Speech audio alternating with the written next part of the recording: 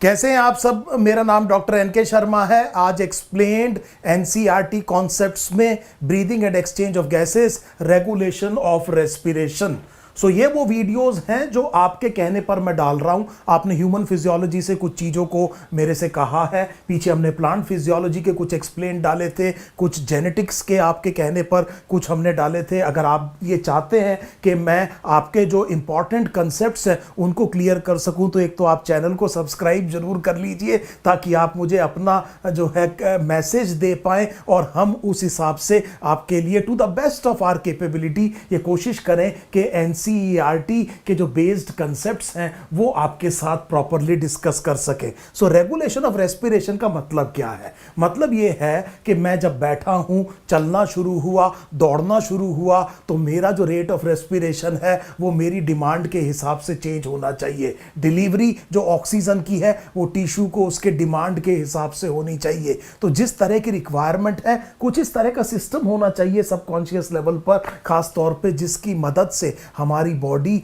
इस तरह से अपने आप को रेगुलेट कर सके कि प्रॉपर तरीके से ऑक्सीजन की डिलीवरी मेटाबोलाइजिंग टिश्यू को हो सके और ऑप्टिमम फंक्शनिंग बॉडी की मेंटेन रहे।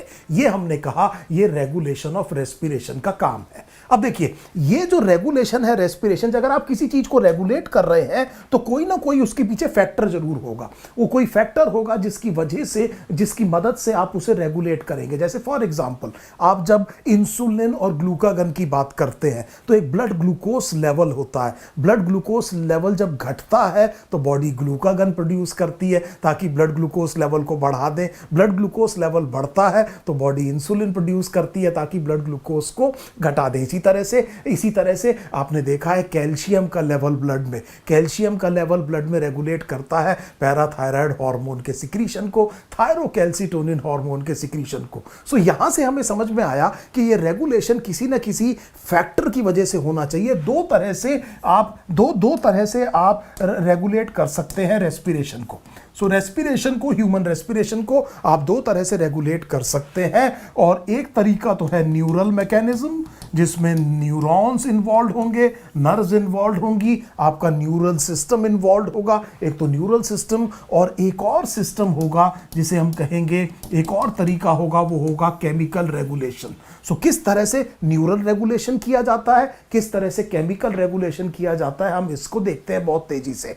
सो ये जो केमिकल है यही मैं आपको बता देता हूं। ये जो केमिकल हैं ये बेसिकली कार्बन डाइऑक्साइड होंगे और H+ आयन कंसंट्रेशन होंगे। सो बड़े ध्यान से ये समझ लेते हैं कि ये केमिकल्स, जैसा मैंने अभी कैल्शियम की बात करी, मैंने जैसे अभी ब्लड ग्लूकोज की बात करी, इसी तरह से हम ये देखेंगे कि अगर ब्लड में कार्बन डाइऑक्साइड और H+ आयन की कंसंट्रेशन में चेंज आता है तो ये वो केमिकल्स हैं जिनकी वजह से रेगुलेट किया जा सकता है रेस्पिरेशन को। कार्बन डाइऑक्साइड बढ़ी, रेस्पिरेशन स्टिमुलेट हुआ, तेजी से आपने सांस लिया, लंबी लंबी गहरी गहरी सांस ली और तेजी से कार्बन डाइऑक्साइड को बॉडी से बाहर निकाल दिया। Demand and supply, this is how the regulation of respiration takes place in human body. और ये सबकॉन्शियस लेवल पर हो रहा है। ये बात सही है कि मैं अगर चाहूं तो थोड़ी देर के लिए अपना सांस रोक सकता हूं, लेकिन आप फर्स्ट ईयर एमबीबीएस में जो वॉलंटरी चीजें हैं उसके बारे में पढ़ेंगे। हम यहां पर जो आपका ब्रेन स्टेम है वहां पर क्या खास बात हो रही है उसमें न्यूरल रेगुलेशन यहां पर बात करेंगे। अब देखिए, सो सबसे पहले एक काम करते हैं कि मैंने अभी एक शब्द इस्तेमाल किया ब्रेन स्टेम। आप जानते हैं मिड ब्रेन, पॉन्स और मेडुला को मिलाकर के ब्रेन स्टेम कहा जाता है। मिड ब्रेन का मुझे अभी काम नहीं है तो मैं बेटे हाइंड ब्रेन के दो पार्ट बना रहा हूं जो ब्रेन स्टेम के काम आते हैं, जो ब्रेन स्टेम में आते हैं। एक को आप कहेंगे पॉन्स वेरोलाई और दूसरे को आप कहेंगे मेडुला ओब्लोंगाटा। सो हाइंड ब्रेन याद कीजिए, हाइंड ब्रेन में जो ब्रेन स्टेम के दो पार्ट हमने कहा, एक पॉन्स वेरोलाई और एक को मैंने कहा बच्चे मेडुला ओब्लोंगाटा।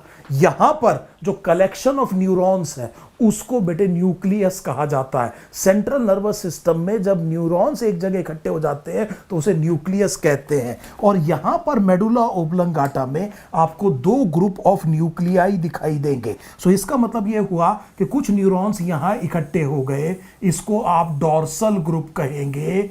एक और बेटे ग्रुप होगा न्यूरॉन्स का, ये वाली साइड डॉर्सल है, ये वाली साइड डॉर्सल है, और एक जो है बेटे बेटे वो वेंट्रल ग्रुप होगा। सो यहां पर हम देख रहे हैं कि दो ग्रुप ऑफ न्यूक्लियाई हैं, एक को हमने क्या कहा बेटे डोर्सल ग्रुप और एक को मैंने क्या कहा वेंट्रल ग्रुप। अब एक और चीज समझ लीजिए, जब आप ये कहते हैं एक क्वेश्चन में कि main respiratory centre human beings का कहां लोकेटेड है, तो आप आंसर देते हैं मेडुला ओब्लंगाटा। तो इनवेरिएबली अगर आपसे कुछ स्पेसिफिकली ना पूछा जाए तो आप इस डोर्सल ग्रुप की बात कर रहे हैं।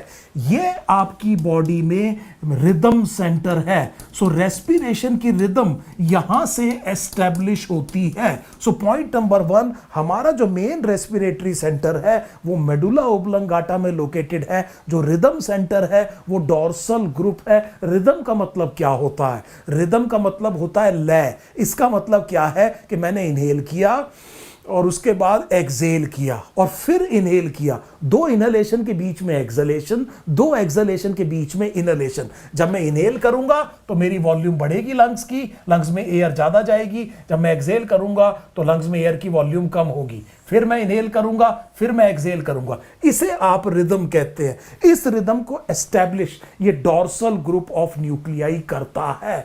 अभी आपको नीट एंट्रेंस एग्जाम में इस वेंट्रल ग्रुप की जरूरत नहीं है। नॉर्मल क्वाइट ब्रीदिंग में सो आपने एक और चीज याद कीजिए, हमने एक चीज और पढ़ी हुई है कि almost all respiration at rest, almost all respiration at rest is due to the contraction and relaxation of diaphragm. Diaphragm main respiratory muscle है, उसके contraction और relaxation से करीब करीब सारा respiration होता है। सो यहां पर हम ये समझ गए कि ये अभी काम नहीं करेगा। ये जब नॉर्मल का मतलब क्या हुआ बेटे, जो रेस्टिंग स्टेज में जो रेस्पिरेशन हो रहा है उसमें दिस डज नॉट फंक्शन। ये तब फंक्शन करता है जब आपको रेस्पिरेटरी एफर्ट को और ज्यादा इंक्रीज करना है। For example movement of rib cage से और movement of the abdominal muscles. जो एब्डोमिनल मसल्स जब रेस्पिरेशन में इन्वॉल्व होती हैं तो रेस्पिरेटरी डिस्ट्रेस होता है, बहुत ज्यादा एफर्ट लगता है। उस तरह की चीजों में रिब केज के मूवमेंट वगैरह में वेंट्रल ग्रुप की जरूरत पड़ेगी। इसका मतलब मुझे एक बात ये बिल्कुल समझ में आ गई कि यहां से जो इंपल्स है वो पहुंचेगी डायाफ्राम को, और डायाफ्राम को जब स्टिमुलेट किया जाएगा डोर्सल ग्रुप से, सो डायाफ्राम के कॉन्ट्रैक्शन और रिलैक्सेशन की वजह से हमने ये कहा कि यहां पर हमने ये कहा कि ये रिदम एस्टैब्लिश होगी। और जैसा मैंने आपको कहा there will be inhalation, exhalation, then inhalation, then exhalation. So ये रिदम किसने एस्टैब्लिश कर दी? डोर्सल ग्रुप ने। ये बात आपको समझ में आ गई। एक और चीज समझिए बेटे, एक और सेंटर है पोन्स वेरोलाई में। सो ये जो जगह है ये पोन्स वेरोलाई है। एक यहां पर सेंटर है, इस सेंटर को आप न्यूमोटैक्सिक सेंटर कहते हैं। सो इस सेंटर को हमने कहा न्यूमोटैक्सिक सेंटर। सो बड़े ध्यान से मेरी बात समझिएगा। इस वाले सेंटर को अब हम इसका नाम लिख लेते हैं, इसे न्यूमोटैक्सिक सेंटर कहा। इसकी लोकेशन याद कीजिए, इसकी लोकेशन पोन्स वेरोलाई है। सो ये न्यूमोटैक्सिक सेंटर है। इसका काम क्या है? न्यूमोटैक्सिक सेंटर का काम ये है कि ये जो इनहेलेशन हो रहा है इसके स्विच ऑफ पॉइंट को कंट्रोल करता है। So pneumotaxic centre controls the switch off point, तो मैं यहां लिख देता हूं controls the switch off point of inhalation. Inhalation कहां पर रोकना है, तब ये काम कौन डिसाइड करता है? न्यूमोटैक्सिक सेंटर डिसाइड करता है। इसका मतलब इंस्पायरेटरी सिग्नल पर एक रैंप लगा देता है, रोक देता है इंस्पायरेटरी सिग्नल को। कहने का मतलब यह हुआ कि बॉडी की जरूरत के हिसाब से, ऐसे मानिए कि इसने सपोज कीजिए कि यहां पर इस रेस्पिरेशन को रोक दिया। सो जब इसने एक रेस्पिरेशन को रोक दिया तो इस रिदम में उसने एक ऑल्टरेशन करी, यहीं पर एक्सहेलेशन हो जाएगा। फिर जब इनहेलेशन करना शुरू किया तो अब की बार यहां पर क्या रोक दिया? इनहेलेशन, तो यहीं से एक्सहेलेशन हो जाएगा। सो इमीडिएटली आपको समझ में आ गया कि न्यूमोटैक्सिक सेंटर का काम क्या है, और इस काम की वजह से it alters the respiratory rate.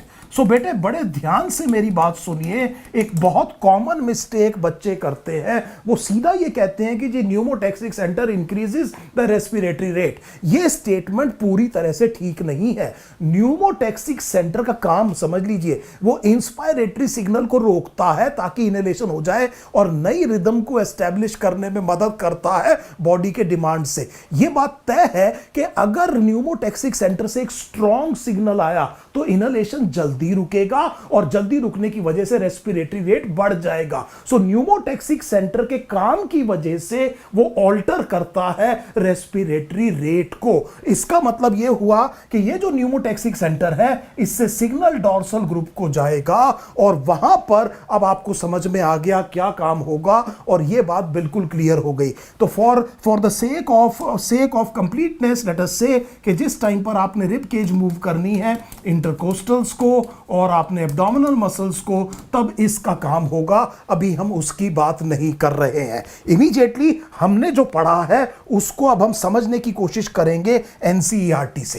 Human beings have a significant ability to maintain and moderate the respiratory rhythm. इस रिदम को समझिए to suit the demands of the body tissue. ये न्यूरल सिस्टम करता है। स्पेशलाइज सेंटर प्रेजेंट है medulla में, इसे respiratory rhythm centre कहते हैं। अभी आपने देखा कि ये डॉर्सल ग्रुप है, ये है प्राइमरी रिस्पॉन्सिबल करने के लिए। एक और सेंटर प्रेजेंट है, देखिए पॉन्स में, इसका नाम है न्यूमोटैक्सिक सेंटर और इसको मैं कलर चेंज कर लेता हूं। देखिए आपकी एनसीईआरटी क्या कह रही है। सो जो मैं कह रहा था उसको आपने सुना बड़े ध्यान से। अब हम एनसीईआरटी पढ़ लेते हैं कि न्यूमोटैक्सिक सेंटर मॉडरेट कर सकता है रेस्पिरेटरी रिदम सेंटर को, उसको मॉडरेट कर सकता है। अगर न्यूमोटैक्सिक सेंटर से न्यूरल सिग्नल आएंगे तो वो रिड्यूस कर सकता है duration of inspiration and thereby alter the respiratory rate, और इसकी वजह से रेस्पिरेटरी रेट ऑल्टर होता है। सो ये बात ठीक है कि रेस्पिरेटरी रेट में चेंज होगा, लेकिन उसका फंक्शन समझ लीजिए कि इट रिड्यूसेस द ड्यूरेशन। कोई भी स्ट्रॉन्ग सिग्नल आएगा न्यूमोटैक्सिक सेंटर से तो वो इंस्पायरेशन की ड्यूरेशन को क्या करेगा, कम करेगा। वहीं पर क्या हो जाएगा, फिर एक्सलेशन हो जाएगा। स्ट्रॉन्ग सिग्नल आएगा तो रेस्पिरेटरी रेट बढ़ जाएगा। अब हमें ये न्यूरल कंट्रोल समझ में आ गया। सो अब मैं केमिकल कंट्रोल पे जाता हूं। सो जो हमें जरूरत नहीं है उन चीजों को अब हम हटा लेते हैं यहां से।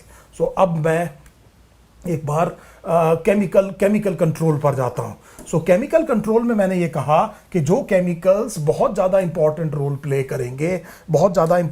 प्ले करेंगे रेगुलेशन ऑफ रेस्पिरेशन में, उनमें एक कार्बन डाइऑक्साइड है और दूसरा H+ है। इमीडिएटली एक बात समझने की कोशिश कीजिए आप कि अगर मान लीजिए केमिकल की कंसंट्रेशन चेंज होती है तो उस कंसंट्रेशन जो चेंज हो रही है उसको जज करने के लिए बॉडी में रिसेप्टर होना चाहिए। सो इसका मतलब यह हुआ कि केमिकल से आप रेगुलेशन कर सकते हैं बशर्ते कि आपके पास कुछ कीमो रिसेप्टर्स हों, और ये जो कीमो रिसेप्टर्स हैं या तो ये सेंट्रल होंगे, इस जगह पर प्रेजेंट होंगे, या ये पेरिफेरल होंगे।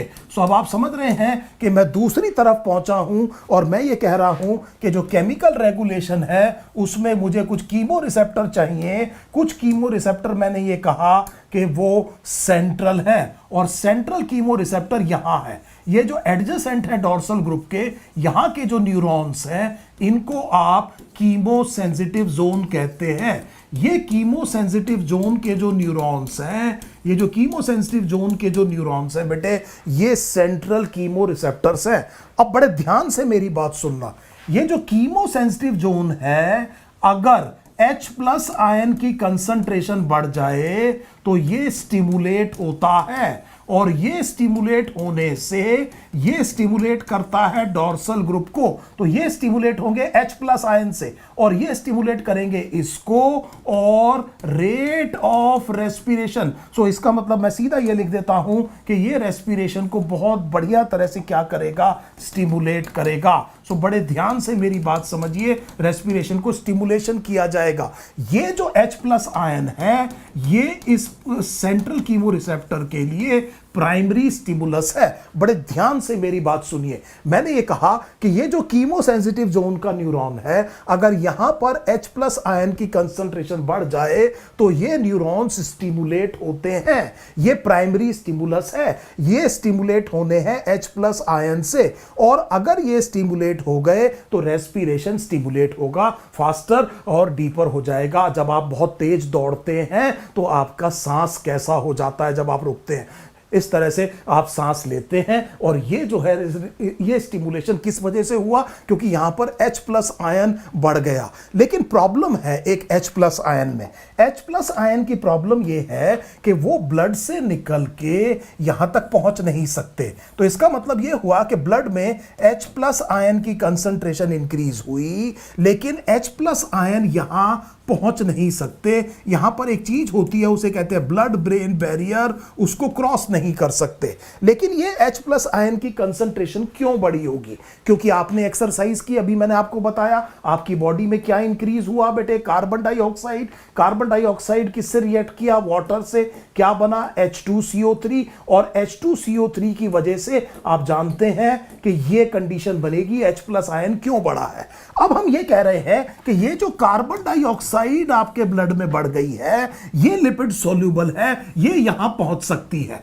H प्लस आयन जो इसे स्टिमुलेट करेगा वो पहुंच नहीं सकता, लेकिन कौन पहुंच सकता है? कार्बन डाइऑक्साइड पहुंच सकता है। तो कार्बन डाइऑक्साइड पोटेंट है, प्राइमरी नहीं है, पोटेंट है, क्योंकि वो काम कर पा रहा है। यहां कौन पहुंच रहा है बेटे? Carbon dioxide. और यहां पर बाकी काम थोड़ा सा यहां पर कार्बोनिक एनहाइड्रेस होगा, वो कर देगा। ये कार्बन डाइऑक्साइड रिएक्ट करेगी वाटर से, और वाटर से रिएक्ट करने के बाद में H2CO3 बनेगा, और H प्लस आयन इस कार्बन डाइऑक्साइड की वजह से यहां पर H प्लस आयन इकट्ठा हो जाएगा, और वो H प्लस आयन इसको स्टिमुलेट करेगा। CO2 बहुत पोटेंट रेस्पिरेटरी स्टिमुलेंट है। जब भी ये ब्लड जो ब्रेन की तरफ जा रहा है, इसमें कार्बन डाइऑक्साइड का लेवल अगर ज्यादा हुआ तो ये कार्बन डाइऑक्साइड डिफ्यूज करके ये जो कीमोसेंसिटिव जोन है वहां के आसपास पहुंचेगी। वहां पर कार्बोनिक एनहाइड्रेस की प्रेजेंस में इस कार्बन डाइऑक्साइड की वजह से कीमोसेंसिटिव जोन का जो प्राइमरी स्टिमुलस है, जिसे H प्लस आयन कहते हैं, वो रिलीज होगा, और उसकी वजह से रेस्पिरेशन स्टिमुलेट हो जाएगा। सो H प्लस आयन और कार्बन डाइऑक्साइड, मुझे उम्मीद है ये बात आपको बहुत अच्छे से समझ में आ गई होगी। एक और चीज देखिए, ये मैंने कहा पेरिफेरल कीमो रिसेप्टर। सो पेरिफेरल कीमो रिसेप्टर एक बार बनाते हैं, दोबारा जिस चीज की अभी हमें जरूरत नहीं है उसको हम हटा लेते हैं। लेट अस सी कि पेरिफेरल कीमो रिसेप्टर किस तरह से काम करते हैं। सो अब हम पेरिफेरल कीमो रिसेप्टर की बात करेंगे। पेरिफेरल कीमो रिसेप्टर देखिए, हार्ट से अयोटा निकल रही है। सो हार्ट से अयोटा निकल रही है, लेट अस से हार्ट से अयोटा निकल रही है, बड़ी एक मोटी ब्लड वेसल होती है अयोटा, वो निकल रही है, और इसके साथ एसोसिएटेड होती है आयोटिक बॉडी। सो एक तो ये है बेटे, एक तो ये है पेरिफेरल कीमो रिसेप्टर, दूसरा इससे निकलता है कॉमन कैरोटिड आर्टरी। ये कॉमन कैरोटिड आर्टरी डिवाइड होती है इंटरनल और एक्सटर्नल कैरोटिड आर्टरी में, दोनों तरफ होगी। ये कॉमन कैरोटिड आर्टरी है, इंटरनल और एक्सटर्नल कैरोटिड आर्टरी। तो इसको मैंने कहा कैरोटिड आर्टरी, ये ब्लड लेके जाता है ब्रेन में, और ये सेंट्रल ब्लड है, ये इंटरनल कैरोटिड आर्टरी है, ये एक्सटर्नल कैरोटिड आर्टरी है, दोनों तरफ। इसके जंक्शन पर यहां पर एक और पेरिफेरल कीमो रिसेप्टर है, इसे आप कैरोटिड बॉडी कहते हैं। तो आपके सामने मैंने दो पेरिफेरल कीमो रिसेप्टर बनाए। एक पेरिफेरल कीमो रिसेप्टर तो मैंने ये कहा ये आयोटिक बॉडी है, और दूसरा केमिकल रिसेप्टर मैंने ये कहा पेरिफेरल, ये आयोटिक बॉडी है।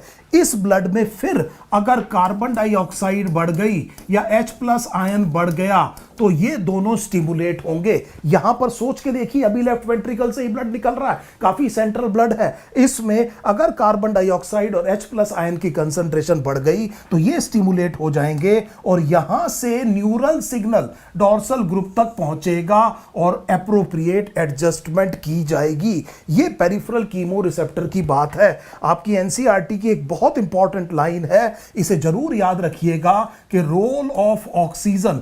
आपको लगता है कि ऑक्सीजन सबसे इंपॉर्टेंट गैस होनी चाहिए, पर इसका रोल रेगुलेशन ऑफ रेस्पिरेशन में इनसिग्निफिकेंट है। अभी हमने कहीं भी उसे ढंग से भी डिस्कस भी नहीं किया है। तो चलिए केमिकल रेगुलेशन के बारे में एक बार आपकी एनसीईआरटी में देख लेते हैं। एक कीमो सेंसिटिव एरिया है adjacent to the rhythm centre. So ये हमने कैसे बनाया था? हमने बेटे ये रिदम सेंटर बनाया था और इसके एडजेसेंट हमने ये कहा कि ये कीमो सेंसिटिव जोन है, ये हाईली सेंसिटिव है O2 एंड H+, और हमने ये कहा कि यहां CO2 और H+, इसको हमने डिफरेंशिएट कर दिया पोटेंसी और प्राइमरी में, और कार्बन डाइऑक्साइड की वजह से कैसे H+ आयन यहां इंक्रीज होता है। सो अगर इस तरह की चीज इंक्रीज हो गई तो ये एक्टिवेट हो जाएगा और रिदम सेंटर में नेसेसरी एडजस्टमेंट करेगा जिससे कि इनको एलिमिनेट किया जा सके। रेस्पिरेशन क्या हो जाएगा बेटे? स्टिमुलेट हो जाएगा। आपने एक्सरसाइज में देखा है